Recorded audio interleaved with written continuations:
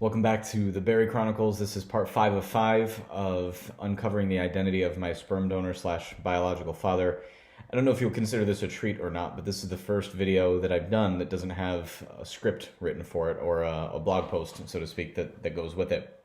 This one's totally off the cuff, and this will probably satisfy the woman who left a comment on the last video saying she felt like she was listening to an audiobook and that I wasn't being dramatic or emotional enough. So this is for you. Either hope you enjoy it, or you can tune into The Bachelor for a little bit more dramatics. But thank you guys for sticking around with me for this long, and I'm kind of glad that this one doesn't have anything written for it in advance, because there's a really loaded follow-up to finding out, at least to the best of my belief, that my biological father is probably my mom's fertility doctor.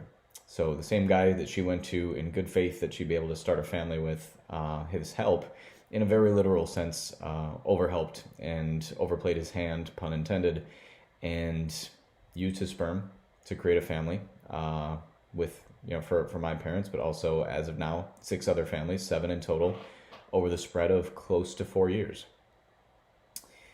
I get asked this question a lot when they hear this part, because once they hear the regular story, they think it's crazy. Then they hear this part of it, and they're like, oh my gosh, it's the wildest thing I've ever heard. For anybody who's in the donor community, you know that this is surprisingly less of a surprise than you would actually expect. It's becoming, through a lot more research, being revealed to be somewhat too common. I have mixed feelings on it, because at a minimum, this is highly unethical, and at a maximum, in some states, it's actually highly illegal. It can result in the stripping of his medical license and substantial fines and jail time, if it's true. And that makes me look at myself a little differently, because that person is a reflection upon me. I carry half of his DNA, half of who I am, both perhaps in a physical and intrinsic sense, is directed by him. Now, this is always a question of nurture versus nature. I think I've had a lot of say over who it is that I've become in my life, but I also can't ignore the fact that my genetics have come with some perks, so to speak, right? I mean, I could have gotten, somebody who turned up to be homeless, for example, and didn't maybe turn out with great prospects in life.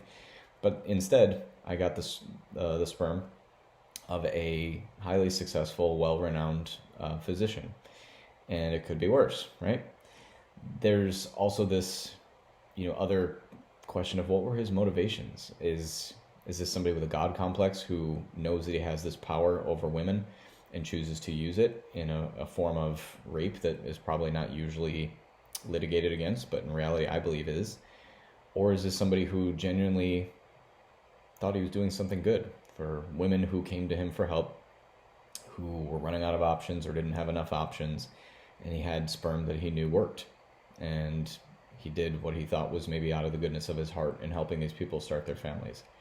I don't know. And to this day, I don't know. And I have some people who have way more dramatic opinions on this matter than I do. Some of them are like, oh, but he gave your family a gift, it's incredible. And some people are like, fuck him, put him in jail, what he did is illegal. I try to use my most rational sides when I approach this, and think that it's probably somewhere in the middle.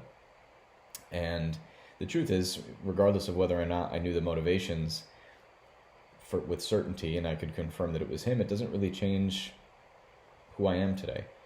And I can't let it change who I am today. The reality is that I have to look in the mirror every day and navigate the world with the person who's looking back, and that's me. I, for better or worse, am a function of what was created, and this is my identity now.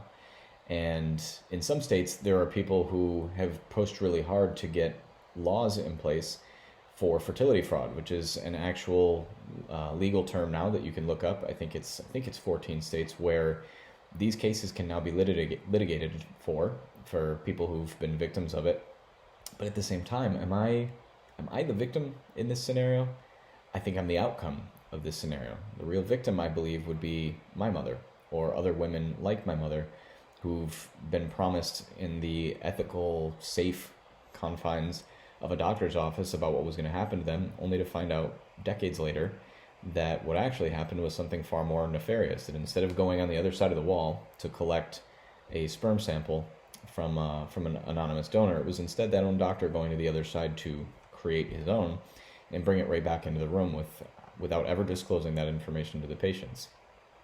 I worry, or not worry, I think my mother in particular is probably okay at this point, knowing that she has a son that she loves, thankfully, and I'm the product of something that she and my father went through a lot of trouble to have, but it doesn't make it right. And that's one of the things that I continue to battle with. And I also often get asked, what do I want to do about it? I don't know. Some days I want to bang down every door in sight and find the answer. Some days I want to call his office directly. He's still in practice in Rochester, New York. I want to call his office directly and ask him point blank, did you do this? Are you my biological father? And then there's other days where I sit by idly waiting for the whims of 23andMe or Ancestry.com or MyHeritage to do the work for me. But time is a magical thing. I don't know if I'll be able to find out this information before he passes, and if I just let things take their course. There are people who have suggested I hire a private detective or somebody like that to maybe go into his office and pretend that they're a patient and actually go in to collect, like a used glass or soda can or something like that.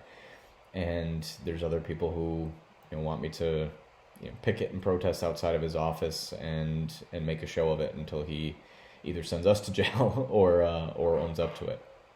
I don't know. I don't have an answer today, and I don't know if I'll have an answer tomorrow, but I would be dishonest if I said that it's not a question that hangs over my head. And I do hope before I leave this earth that I have the answer to that question. So thank you for tuning into this. I have certainly more to come, and I'm going to try to be a lot better about doing it more frequently again. If you liked this, please subscribe and feel free to share with your friends, and look forward to bringing more videos to you soon. Thanks again.